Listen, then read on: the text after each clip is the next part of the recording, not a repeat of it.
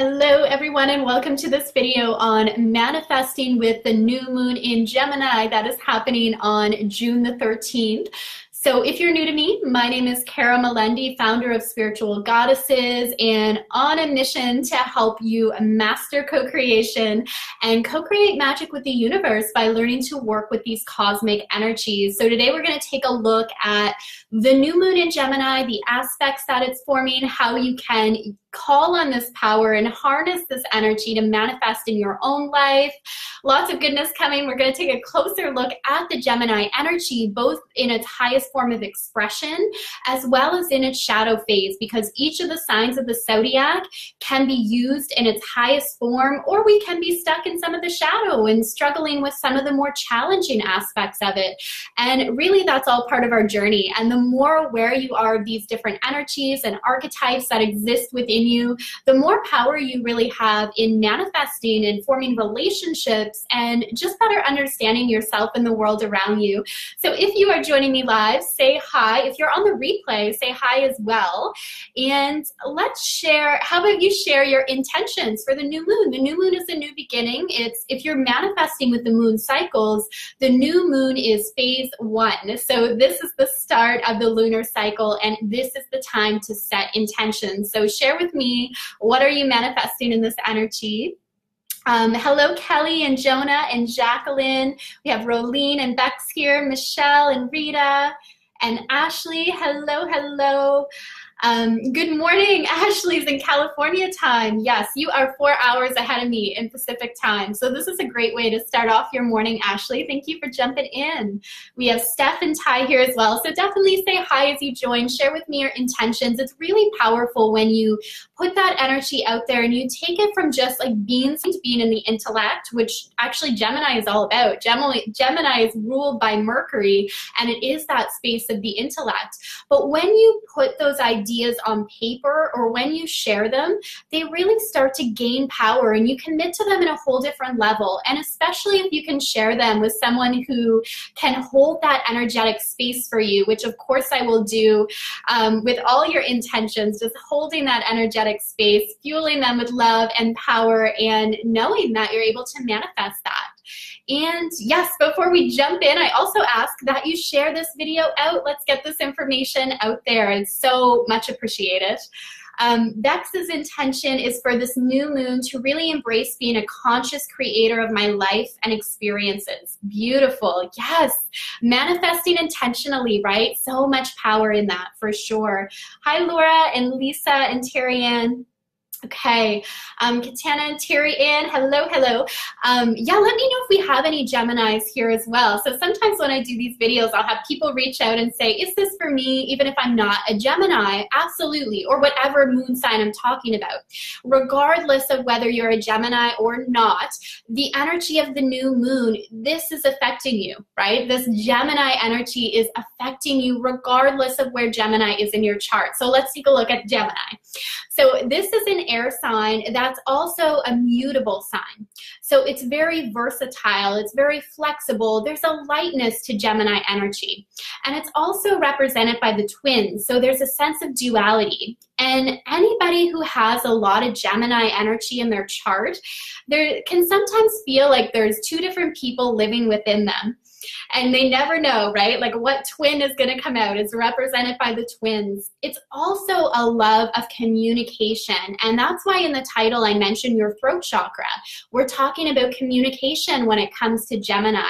In its highest form of expression, Gemini beautifully represents what it means to have a balanced throat chakra, because they love to communicate and they love to share their ideas. And at the same time, they create space to actively listen to other people.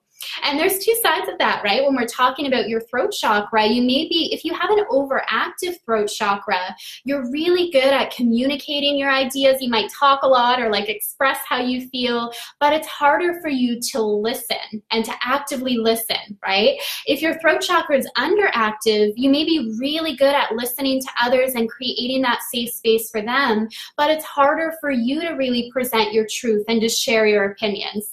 So what you want is to have that balanced energy where you're not only confident in sharing how you feel and sharing your ideas, but you're also able to actively listen to other people. and create that space for them to feel safe opening up. So Gemini, in its most highest form of expression, embodies that beautifully.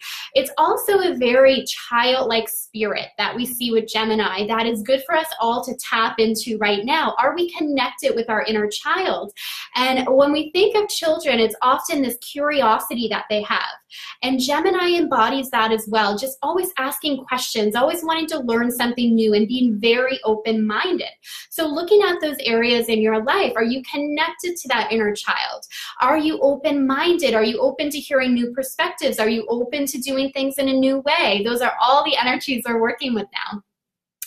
Laura is saying, my intention is to shed some of the old stuff subconsciously, physically, emotionally, and energetically. Beautiful, holding that space for you, Laura, for sure.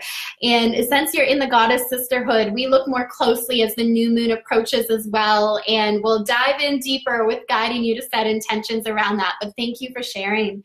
Christine, is it making us a bit emotional at all? That's a good question, Christine, for sure. So the new moon usually the full moon is associated with really bringing emotions to the surface, but this doesn't mean this can't happen with the new moon energy as well. And leading up to the new moon, so this is happening on the 13th, and 72 hours before that, the moon moves into the balsamic phase. And it's in that phase that we feel things so deeply. So physically, our energy can be at its lowest, but intuitively, like we're just very, very intuitive during that time. So you may be experiencing that as being more sensitive. And another aspect of that, Christine, is just like where it's falling within your birth chart. And so when I do these videos, this is like an overview of the energy, but where you get more specific is knowing how is this influencing my chart and what is being activated in my chart. Now, I will say overall for June that I do think this is a sensitive month. Gemini isn't necessarily a sign of the zodiac that's related to sensitivity because they're not so much feeling-based as they are intellectual and in the space of the mind. But it doesn't mean that you can't feel things deeply at this time. And I am going to go into some of the aspects that it's forming as well, because Gemini is ruled by Mercury, the planet of communication. And at the time of the new moon, we'll have Mercury in Cancer, which is very sensitive to its surroundings, very sensitive to the words that other people use. So you can be tapping into some of that energy as well. Let me just scroll. I love reading your comments and questions here. If I missed any, it's not intentionally. I always try to go back and catch as many as I can. Christy is saying, both my Chiron and true North Node are in Gemini. Speaking my truth has been a huge part of my growth. Beautiful, yeah. Because your North Node, right, are life lessons that you're here to learn. That's what you're going towards. So in Gemini, it is about learning to confidently speak your truth. Absolutely. My Chiron is in Gemini as well. So this has been a big lesson of mine as well. Chiron in our chart is where it's like a pain point. It can be a place where trauma occurred, but usually it's just a very sensitive spot in our life. And as we learn to work with that, it becomes our biggest strength, as it often does, right? Our biggest challenges, our pain points can actually turn into our greatest strength and where we really shine and we're able to teach other people in that area. And that's a good point too, Christy. So like when I'm talking about this Gemini energy, what I want to say as well is even if you don't have your sun in Gemini, and you may really relate to this energy, if you have a lot of planets in your chart that are in the third house, which is ruled by Gemini, or if you're, you might have your moon in Gemini, or you might have like Venus or Mercury or Mars in Gemini. So just because you don't have your sun in that sign doesn't mean this energy isn't expressed in your chart. And also, you may be a Gemini and not relate as strongly, and that can be because of the location of your other planets as well. So to give an example of that, if you're a Gemini sun, but you have your moon in the sign of Taurus, you're not going to be as outgoing or social as the stereotypical Gemini. You're going to need more time to go inward, and you're going to be at a little bit of a slower pace in making decisions. So it's really cool to kind of look at these energies and how they all play out together.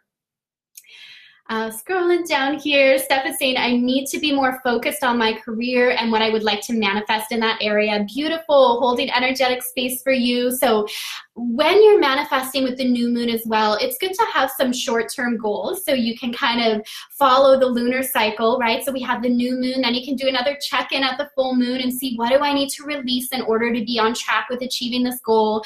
And then you can also set intentions for longer-term goals. And you can see the fruition of that 6 months later at the corresponding Gemini full moon. So it's really neat how you can work within these patterns.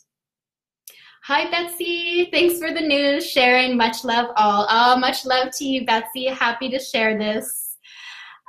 Judith, yes, I do offer readings as well. Absolutely. Hello, Caitlin. Welcome, welcome.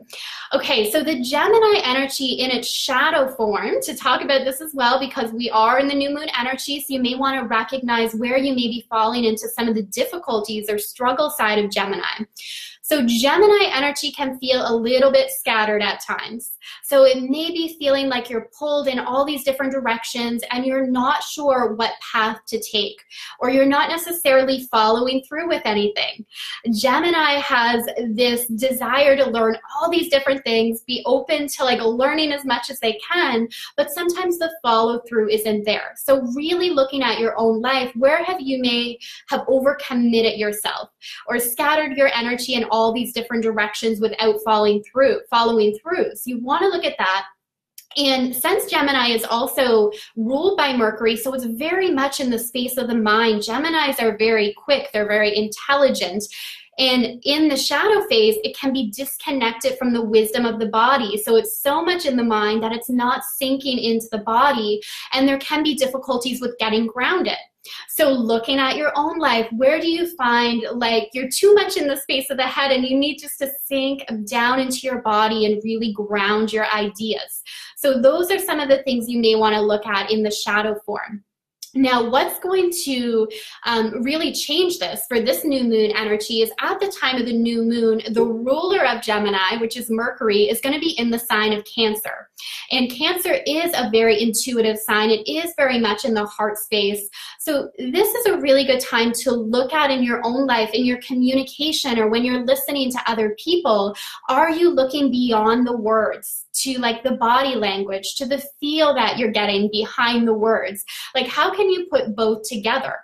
And this is really key when we look at the throat chakra, right? And really balancing that power center and really having that confidence to speak your truth in the world, and looking at the role that your intuition plays in that as well, and allowing your intuition to guide you. And I know many of the people that follow my videos and that I have the pleasure to work with are spiritual entrepreneurs. They are healers, they're light workers doing incredible work in the world. So this is a really good energy for you to get your work out there in a big way, to really look at how can I step up and share my message on a larger scale.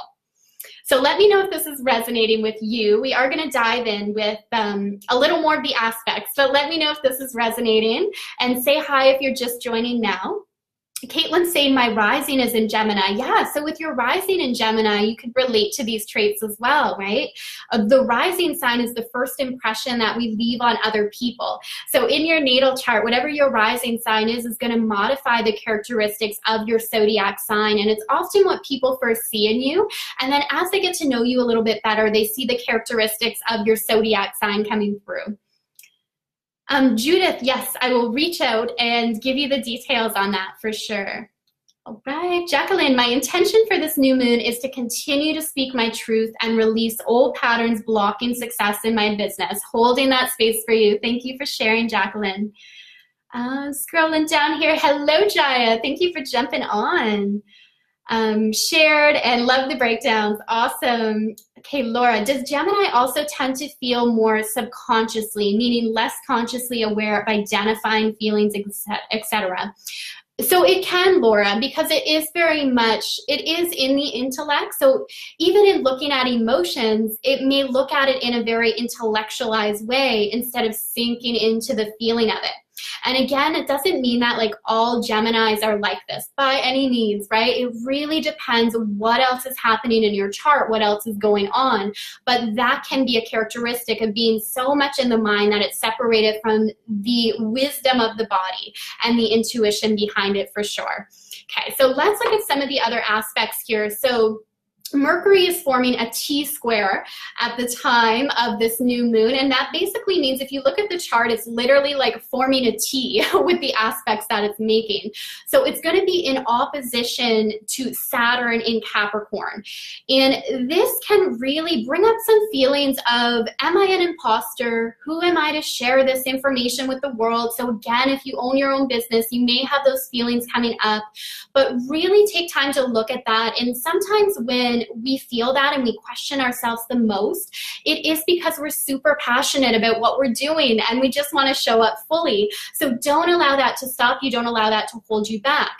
Now, Mercury is also forming a square with Chiron. So that completes this T-square aspect that we're experiencing. And Chiron is that wounded healer. So this is an opportunity as well to do some healing around any insecurities that you have about speaking your truth, about sharing your message with the world. And even if you don't have your own business, I think a lot of people that are here do, but even if you don't, this is just about having that chance to let go of any of the insecurities around sharing your opinion, around having a voice, around fears of what other people are going to say or think about that. Just feeling comfortable, fully letting that go. These new moon energies are going to support you beautifully in really being able to do that. Hi, Jamie. How are you? Loving this. Thank you, Caitlin. And you are welcome, Laura. Nina has her sun in Gemini, rising in Virgo, moon in Libra. So that's a lot of air energy going on for sure. A lot of Mercury influence too, Nina. Tina, very much resonating with this Gemini. Absolutely.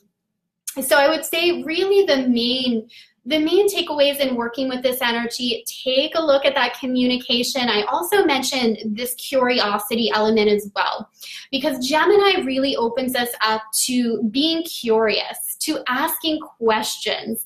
And that's where it relates to like this childlike spirit within us as well. So not being afraid to learn, to stay open-minded, to ask questions if we don't know something. There's so much power in that, right? Sometimes we feel like people might judge us for that or think we don't have the knowledge. But honestly, I find people that ask a lot of questions, they have so much knowledge, like so much wisdom because they are open to learning. So this Gemini energy is an invitation to step into that as well.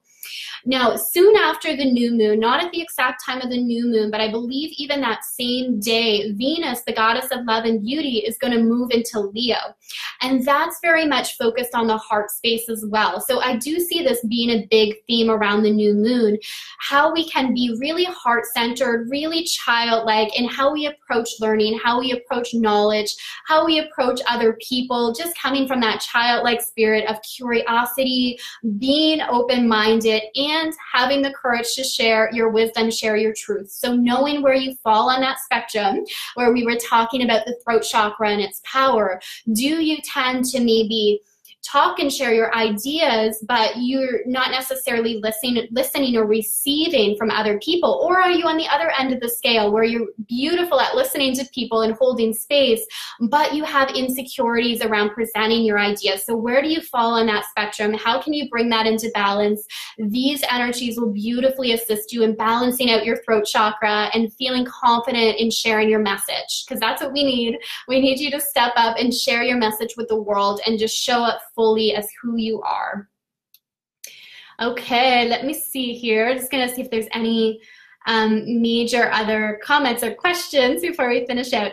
Ariel, my Venus is in Leo. Very cool. So that's your Venus return. So if you know your natal chart, anytime a planet comes back around to the sign that it's in at the time of your birth, that's the return of the planet, whether it's Venus or Mercury or Mars.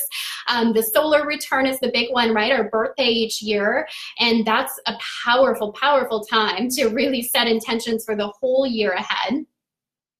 Janelle loves utilizing astrological and lunar movements and gaining understanding of our children's energy. Yes, Oh my goodness, for sure, Janelle.